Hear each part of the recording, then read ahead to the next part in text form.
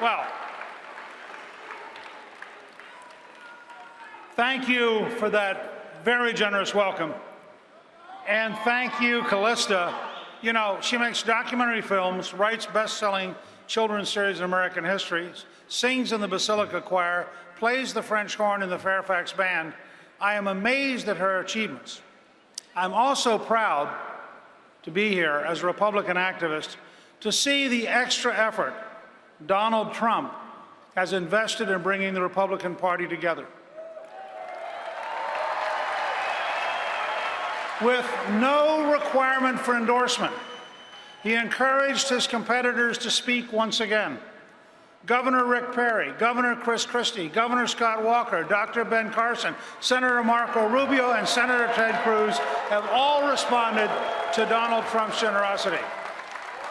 Now, I think you misunderstood one paragraph that Ted Cruz, who is a superb orator, said, and I just want to point it out to you. Ted Cruz said, "You can vote your conscience for anyone who will uphold the Constitution.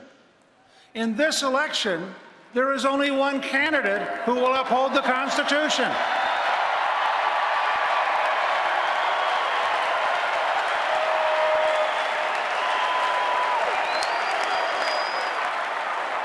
So, to paraphrase Ted Cruz, if you want to protect the Constitution of the United States, the only possible candidate this fall is the Trump-Pence Republican ticket. That way, we have a Republican ticket to implement Republican principles in Washington. Now, what I want to focus on is a subject that has dominated my thinking for decades. How do we keep America safe? Keeping America safe is the first responsibility of the American president. There have been many fascinating things to watch about the extraordinary historic rise of Donald Trump. But the most significant has been Donald Trump's courage to tell some important truths about our national security. For example, we are at war. We are at war with radical Islamists. They are determined to kill us. They are stronger than we admit, and there is no substitute for victory. In contrast to Donald Trump, our national security and foreign policy elites, led by Hillary Clinton, are incapable of speaking with such honesty. While they lie about the threat, we need to tell the truth about the danger. If our enemies had their way, not a single woman in this room could define her future. If our enemies had their way, gays, lesbians, and transgender citizens would be put to death as they are today in the Islamic State in Iran. If our enemies had their way, every person on earth would be subject to conversion by the sword and to a cruel and violent system of law. There would be no individual liberty. There would be no equality. There would be no freedom. If you doubt we are at war, if you doubt that this threat is as real as I say, let me refresh your memory. On Monday, an Afghan refugee in Germany used an axe and knives to slash and wound train passengers while shouting, "Allahu Akbar." Last week, ISIS claimed responsibility after a Tunisian man drove a cargo truck into a crowd in Nice, France. He murdered 84 people, including 10 children, 3 Americans. Almost 300 people were killed and more than 200 were wounded in bombing attacks in Baghdad. 2 days before that, radical Islamists in Bangladesh killed 20 hostages, including 3 American college students. A few days before that, at the Istanbul airport in Turkey, ISIS attackers armed with guns and bombs killed 44 people and injured hundreds more.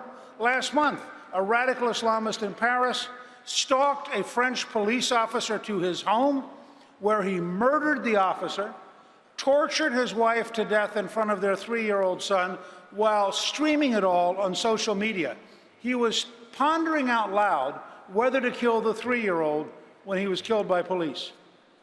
2 days before that, an attacker pledging allegiance to ISIS killed 49 people in an Orlando nightclub and wounded dozens more. All this in just the past 37 days. We cannot let ourselves grow numb to these accumulating atrocities. One analysis estimated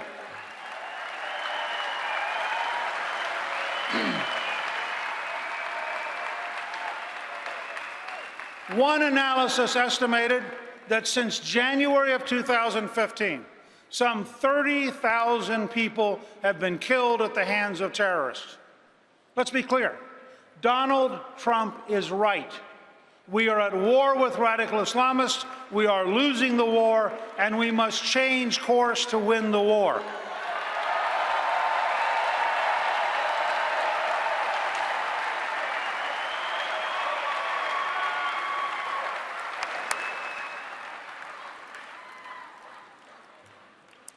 Let me be very clear, because I know the news media will do their best to distort this. We have nothing to fear from the vast majority of Muslims in the United States or around the world. The vast majority are peaceful. They are often the victims themselves. They are people we'd be happy to have as our friends and neighbors. The challenge is when even a small percentage of 1.6 billion people support violence against those who disagree with them. That is still a giant recruiting base. For example, Pew Research finds that only 9% of Muslims in Pakistan view ISIS favorably. Unfortunately, 9% is 16 million people, and that's just one country. So the truth is, although we are losing the war with radical Islamists, we have been very lucky. The danger we face is much worse than the horrors that happened in Germany on New Year's Eve when 1,200 women were assaulted. It's worse than what's happening in France, where there are stabbings of Jews in the streets, and the nation's security chief warned recently that Europe is, quote, on the brink of civil war. It's worse than what's happening in Israel, where average citizens fear for their lives whenever they leave their homes.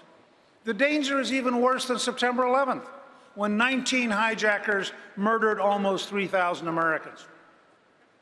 The worst-case scenario is losing an American city to terrorists armed with weapons of mass destruction.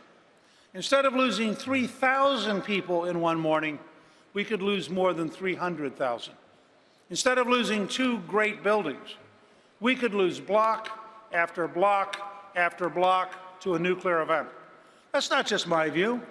Back in January of 2001, the Hart-Rudman Commission warned the terrorists, quote, will acquire weapons of mass destruction and some will use them. Americans will likely die on American soil, possibly in large numbers, close quote. 15 years later, the dangers are even greater. In a world where Pakistan has nuclear weapons, where North Korea has nuclear weapons, and where Iran, the world's leading state sponsor of terrorism, is close to having nuclear weapons, this, a catastrophic attack on innocent Americans, is a very real threat. Which brings us to the heart of the matter. We are sleepwalking through history as though this is all about politics. It is not. It is about our safety and our survival as a country. We cannot keep in place the people and the systems that have brought us to this point and that lie to us. That is why every American should be terrified at the prospect of a Hillary Clinton presidency. Hillary Clinton has been right at the center of this dishonesty. We know this administration and its allies lied to us about the Iran nuclear deal. We know it because they openly bragged about it to the New York Times. We know that Hillary Clinton lied to us knowingly about the terror attack on our Benghazi consulate. We know that Hillary Clinton and President Obama lie to the American people when they say they can safely screen the Syrian refugees. They cannot. And yet, Hillary wants to increase the number by 500%.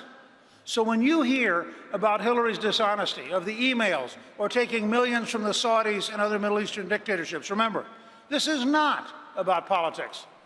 The cost of Hillary's dishonesty could be the loss of America as we know it.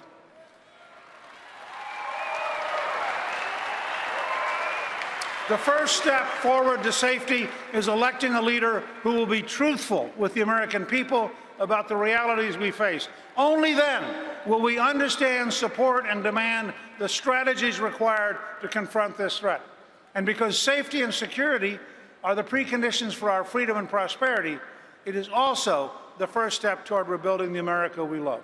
Donald Trump understands this. And that's why he will rebuild our military, because he knows that a strong military is the best way to ensure peace. Donald Trump will secure our borders, because there is no such thing as a nation without a border. Donald Trump will enforce our immigration laws. He will end the policy of deliberate non-enforcement and will end the abuse of our visa programs to protect American workers and their wages. Donald Trump will take care of our veterans by holding bureaucrats at the Veterans Administration accountable. He will fire those responsible for the waiting list and will give veterans more choices about their care. With Donald Trump's leadership, no bureaucrat will get between a veteran and their doctor.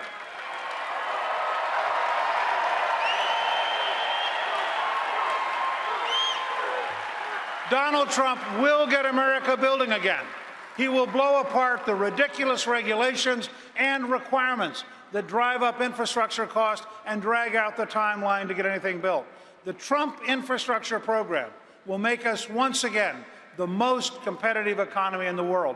Donald Trump will rebuild our education system and give every parent of every income and every ethnic background a choice about where their children go to school. And Donald Trump will help us rebuild and strengthen our communities. Here again, the first step is safety.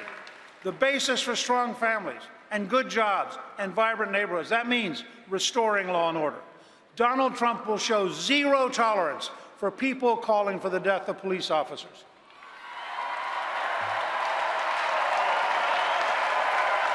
Think about this. If anyone publicly threatens the life of the President of the United States, the Secret Service is on them in an instant. Our law enforcement officers deserve the same respect as the President of the United States.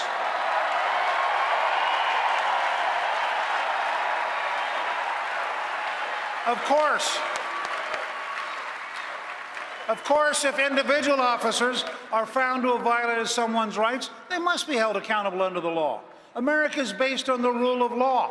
We are one nation under God, indivisible with liberty and justice for all. That is what has allowed us to absorb more people from more backgrounds than any nation in history. Nobody is above the law, and nobody is too small to deserve its protection. Donald Trump won our party's nomination because he is willing to tell the truth about the things that matter. He has a great running mate in Mike Pence. They will put our safety first, and they will defend America first. We can be proud to stand with them. So tonight, the challenge for everyone in this hall, and everyone, Republican, Democrat, or Independent, who's watching at home and knows we cannot continue on our current course, is to rise above our factions, excuse me, and rise above the politics we've inherited, to ignore the lies of the news media and the old order, to reject the suicidal dishonesty of Hillary Clinton and her establishment allies, and to stand with Donald Trump and Mike Pence for what we know is true. We can make America safe again. We can make America work again. We can make America first again. And together, we can make America great again for all Americans. Thank you, and God bless the United States of America.